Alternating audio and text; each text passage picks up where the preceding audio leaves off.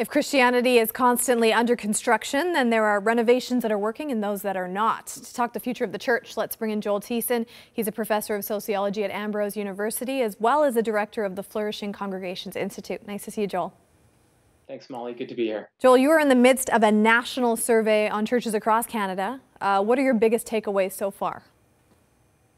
Well, we're learning a lot about congregations who are actively involved in their neighborhood, congregations who take evangelism seriously, who are active in a subculture of discipleship within their congregations, who are innovating and trying new things. These seem to be some really important hallmarks of congregations that are flourishing. And Joel, is there anything, because I mean the church is changing so fast, is there anything that's also worrying you during this time of renovation and change? Yeah, certainly the rise of those who say they have no religion in Canada, 24% of Canadian adults, 28% of millennials, and 32% of teenagers.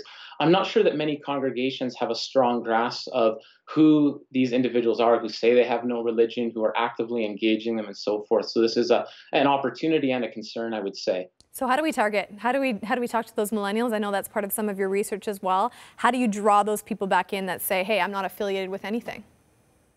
Yeah, I think creating spaces and places for conversation, for true dialogue about matters of faith, of culture, and context around is really important.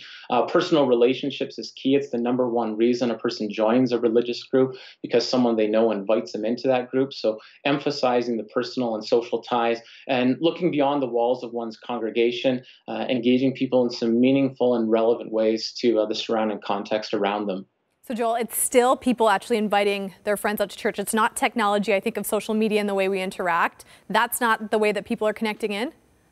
Yeah, I mean, technology can be an important venue for raising awareness and for engaging people on a different platform. But the personal social ties that we have consistently is the number one explanation for why people decide to join a group, the trusted friendships that they have with those inside of a congregation or church. I think of the mass migration happening around the world, affecting, of course, our country as well. How does that affect the church, and what is our future church even going to look like?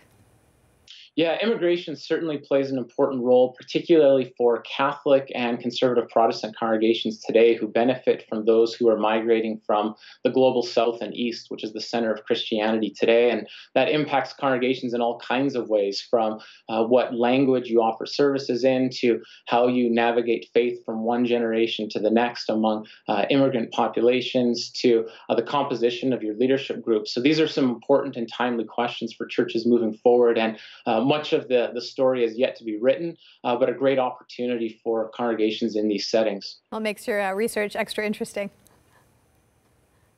I would say the variety of ways of thinking about church, from mainline to conservative Protestant context to Catholic context. They think about flourishing in different ways. They practice their religious beliefs in a variety of ways, and they engage their communities in all kinds of innovative ways. So I think that keeps it very interesting for us and creates an opportunity for churches across the theological continuum to really learn from each other of how they're talking about and practicing a variety of practices in their settings.